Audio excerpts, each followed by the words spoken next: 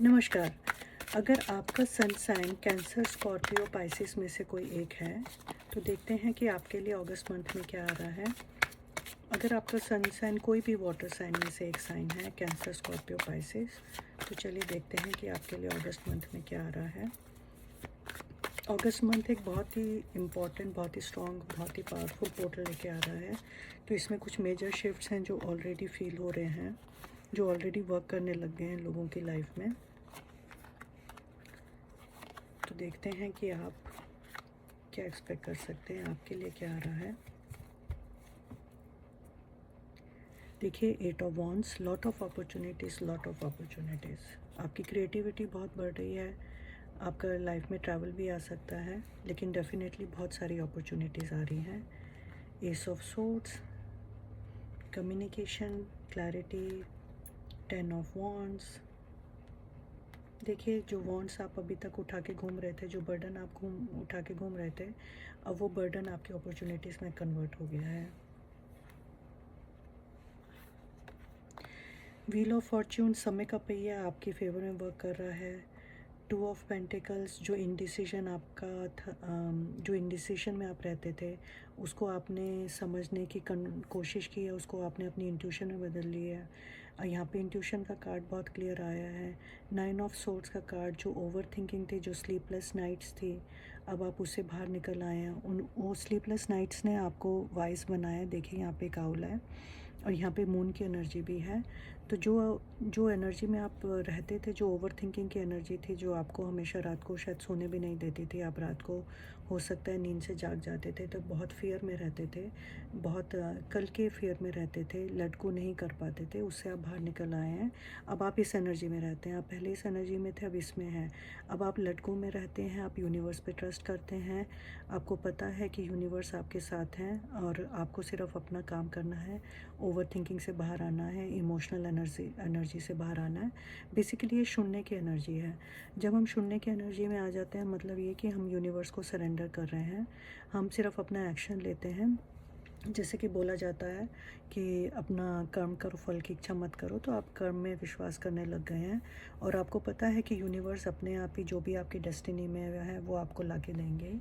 और ये भी वही एनर्जी है, कम्युनिकेशन की एनर्जी है, एक्शन की एनर्जी है, क्लैरिटी की एनर्जी है। अब आप नॉन क्लैरिटी से बाहर आ गए हैं, क्लियरली सोचते हैं, क्लियरली बोलते हैं, आपके कम्युनिकेशन पे कमांड आ गया है। बहुत ब्लू एनर्जी है, लेकिन ब्लू के साथ यहाँ पे ग्रीन एनर्जी भी है, रेड एनर्जी भी है। आपने अपनी क्रिएटिविटी पे काम किया है।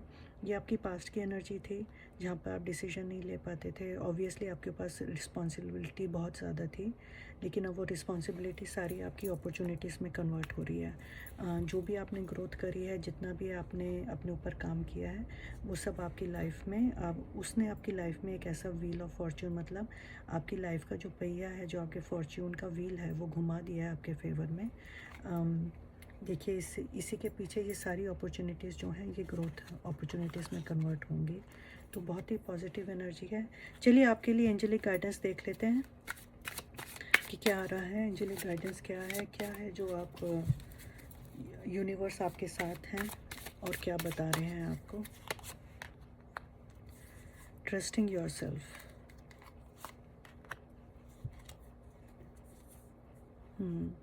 देखिए, जैसे मैंने बोला कि आप जो इमोशनली लो फील करते थे, आप अपने आप को इमोशनली हील कर दिया। देखिए, ये पर्सन भाग रहा है, आप भी अब भागने की एनर्जी में आ गए हैं।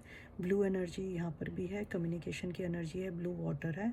आपने इमोशनल बैलेंस कर लिया है, ये इमोशनल हीलिंग का ही कार्ड है।